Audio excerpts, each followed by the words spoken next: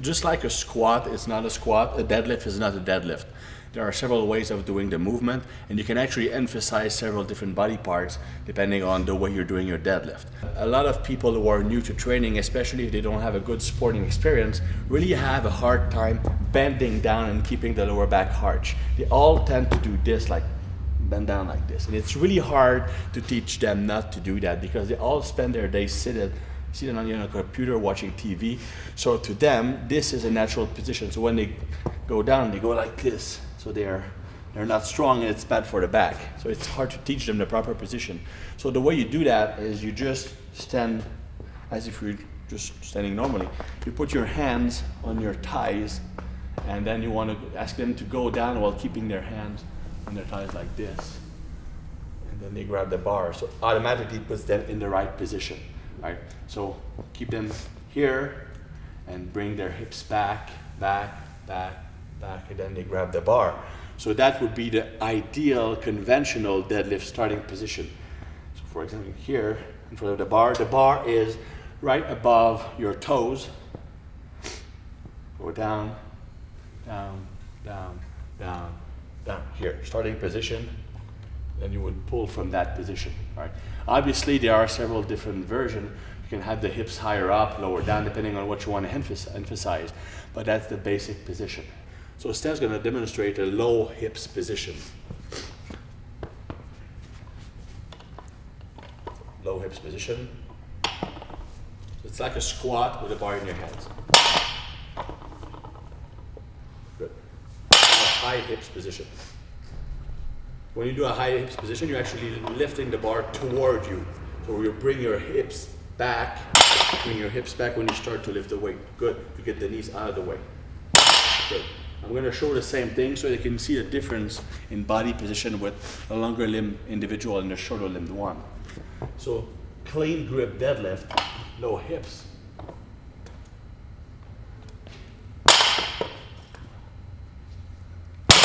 And higher hips.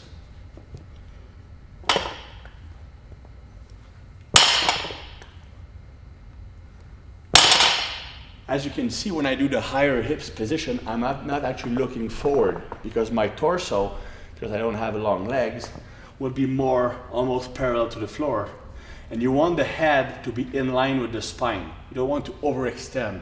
So with a clean grip, I can look up because my torso is oriented this way. When I'm doing the higher hips, I have to keep my head stable. Now deadlifting, you have to understand that there's nothing worse on the lower back than the last portion of an eccentric deadlift. Right? So lifting, that's easy, that's easy, that's easy. That's hard.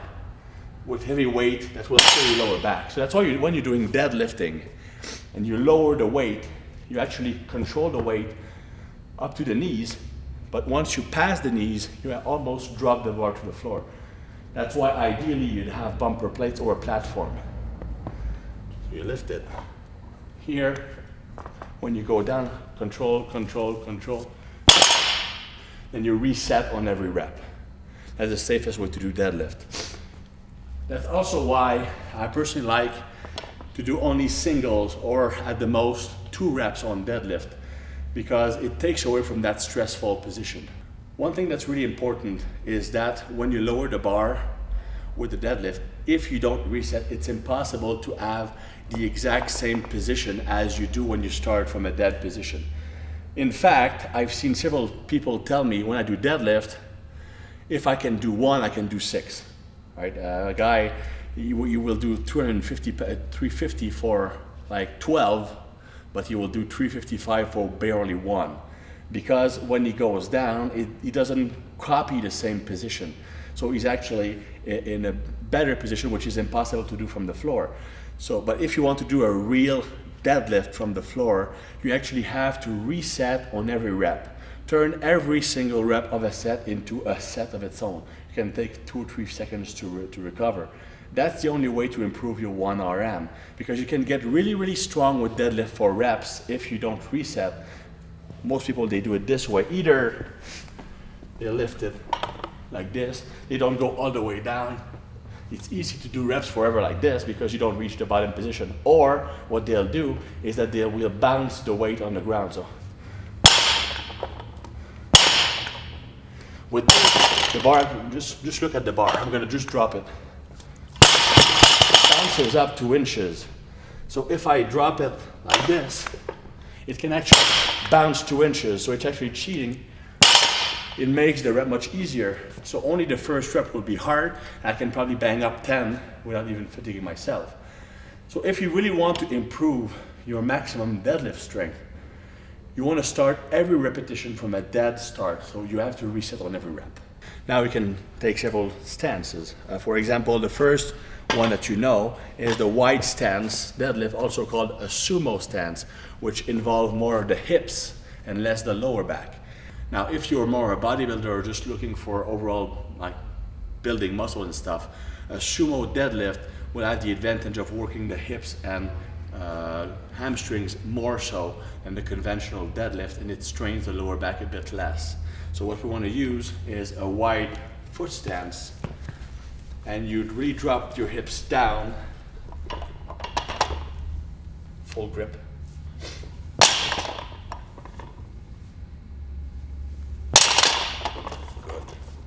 Basically what I want you to notice is Steph's torso angle. You'll see that until he reaches the really top, the torso angle doesn't change. It means to me that he's really pushing with his hips instead of his lower back. So do one more set, and push your knees out, Really look at the torso angle. It doesn't change until you reach the very top. I'm going to show it also to see the difference with a person with different leverages. Obviously my stance won't be as wide as his. My knee will still be pushed out.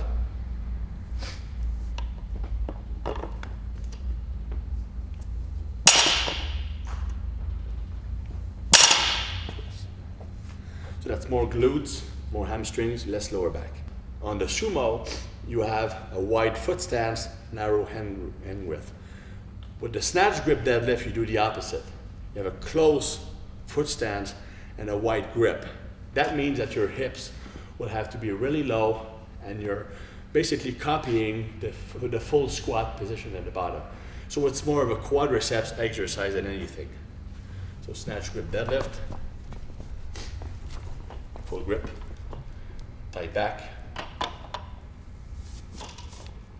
pull back so that your knees are out of the way. Good. Good. Another variation is the Romanian deadlift. With the Romanian deadlift, you actually start at the top of the movement and you lower the weight down. So you start, at the start your knees are slightly bent, and you will lower the bar by pushing your hips as far back as possible. And then you stand up. The goal is really to push the hips back. Doesn't really matter how far the bar is traveling. What you want is to lower the bar until you feel a pull in the hamstrings. It's really a hamstring movement, and also a bit lower back and glutes, but we want it to work on the hamstrings. So slight knee bend, lower back arch, pull your hips back until you feel a stretch in the hamstring, then you go up. Depending on your flexibility level, you go down lower or higher. Good, hips far back, good. Excellent. The key point on the Romanian is really to shift the weight backwards to really feel that stretch. If somebody has problem with that and always keeps his weight forward, one easy tip you can do is put the front portion of his foot on a 10 pounds plate. So basically we're doing the opposite of when doing squats.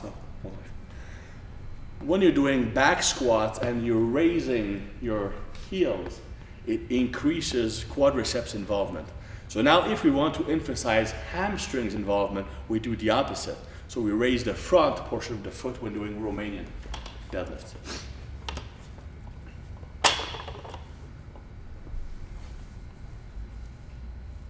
See, he doesn't go down as low as earlier because his hamstring is stretched even more. So that really put a lot of strain, stress, and stimulation on the hamstring. That's it.